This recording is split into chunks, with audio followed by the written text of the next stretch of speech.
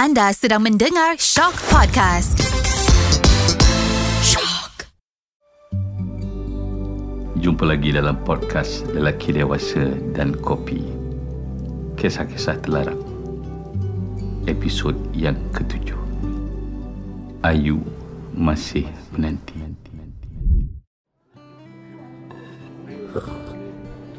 Saya memang tak suka orang muda. Ayat yang dilontarkannya itu kedengaran sangat merdu, menggoncang seluruh jantung kalbu. Sebab saya bertanya walaupun saya dapat menjangkakan jawapannya. Memang saya tidak pernah menjadi perempuan, tetapi saya pernah muda. Pernah menjadi orang muda yang banyak kali juga kena reject dengan gadis-gadis sebaya. Gadis-gadis yang apabila terserempak beberapa tahun kemudian, saya mendapati mereka berjalan dengan lelaki yang kelihatan macam ayah, tetapi rupa-rupanya menantu ayah. Orang muda selalu tak rasional, tu dimandi, bertindak ikut perasaan, jiwang karat, bla bla, macam-macam lah. Seronok mendengar kata-kata itu, macam mendengar berita Israel dibom oleh pejuang Palestin. Bukan sebab orang tua mati cepat. Saya menduga lagi, saya menghirup kopi. Hidup mati kerja Allah Ta'ala, Datuk. Ada kawan saya kahwin sama sebaya. Tak sampai sebulan, suaminya meninggal dunia, katanya. Kemudian dia berkata lagi, sepupu saya berkahwin dengan suami dia waktu dia berumur 24 tahun. Dan suaminya 51 tahun. That was 30 years ago. Suaminya masih sihat sampai sekarang. Wah, angka 51. Dia menyebut angka umur saya. Dalam hati saya, dah macam keluar bunga. Tapi itulah, lelaki berumur yang matang, yang macam yang kita nak, selalunya sudah berpunya. Ada nada mengeluh di sebalik kata-kata itu. Dan ini jawapan saya. Betul. Tetapi kuota lelaki kan 4. Berpunya 1, maknanya 3 kali lagi masih kosong. Tetapi Datuk, lelaki yang saya maksudkan itu dah bagi tahu siang-siang. Dia tak mahu gunakan kuotanya.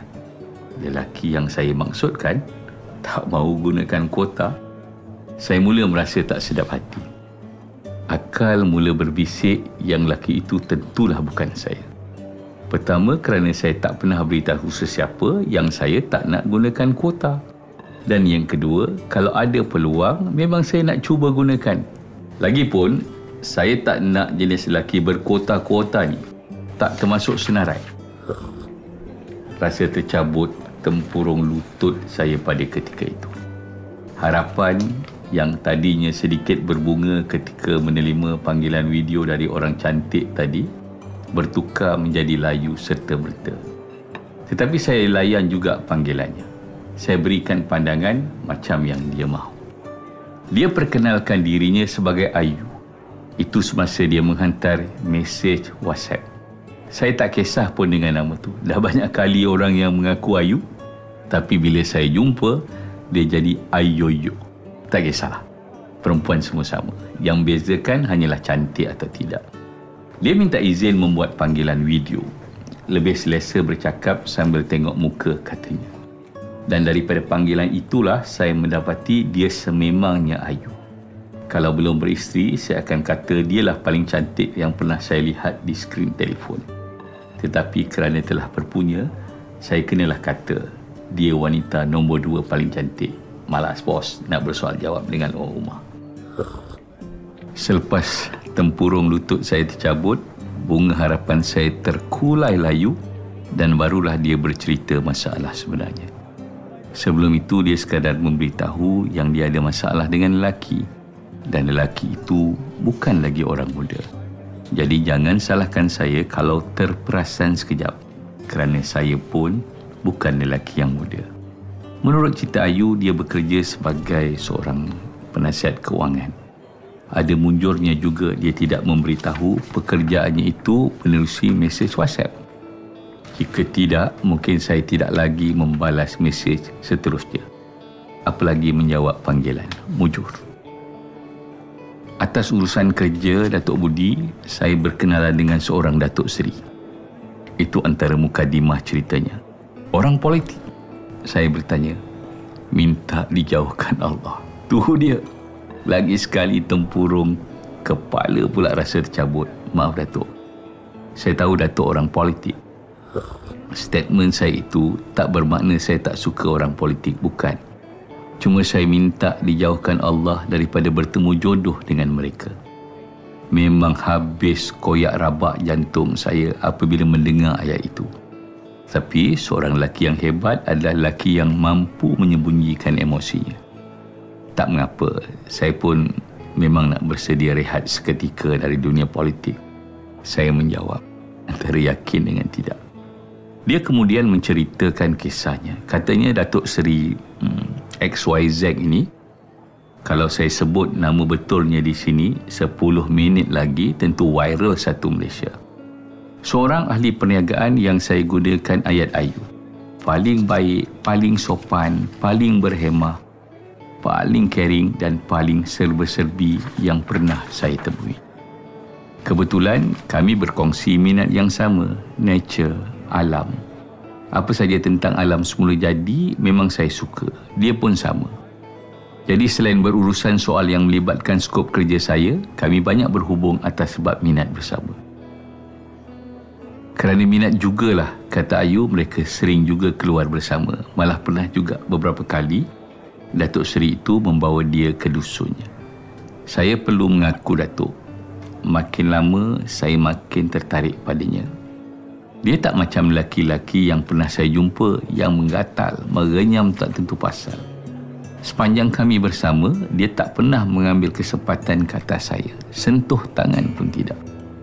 Dan kata Ayu, yang paling menyebabkan dia terharu ialah apabila Datuk XYZ itu berkata, dia tidak akan menyentuh wanita lain selagi masih menjadi suami orang.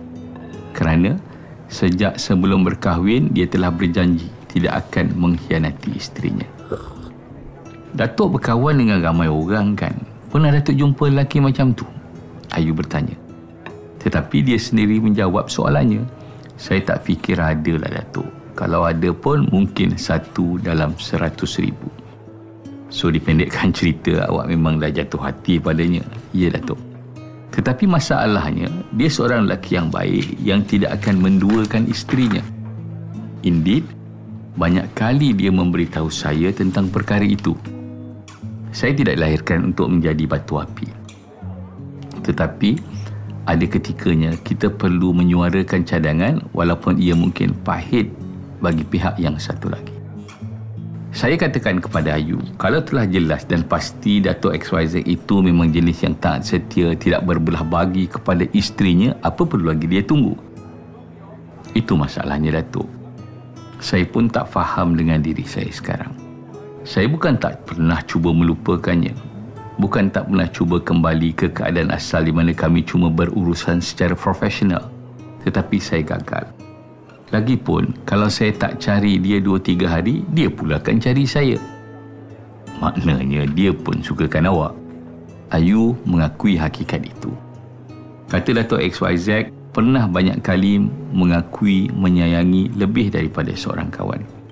Tetapi dia juga menasihatkan Ayu supaya tidak meletakkan harapan kerana dia sayangkan isteri dan rumah tangganya. Dia cuma mahu kami menjadi kawan yang istimewa. Dalam tempoh itu, dia berharap saya akan temui lelaki idaman dan katanya dia akan membiayai semua belanja perkahwinan saya. Tetapi saya masih ingat, waktu itu dia berkata, suaranya tersekat-sekat, macam ada air mata bergenang. Jadi, apa kesudahannya ni? Itulah yang saya nak minta nasihat Datuk Budi ni. Kalau berdasarkan apa yang awak cerita, saya rasa hubungan itu tak kemana. Macam tak ada harapan. Saya berterus terang. Saya pun rasa begitu. Tetapi akal saya, Datuk Budi, melarang daripada berputus asa. Saya masih berharap ada keajaiban yang membolehkan kami bersama. Contoh, isterinya tiba-tiba meninggal dunia. Saya bertanya. Ayat itu menyebabkan dia cepat-cepat meminta. Tidak, Datuk, jangan. Saya tak pernah terfikir begitu.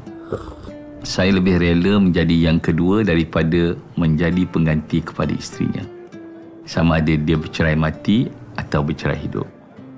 Saya terpegun dengan ayat itu, tetapi memang itulah realitinya. Perempuan, jika dia telah bulat kata hatinya, akan bersedia berkorban apa saja demi orang yang mereka sayangi.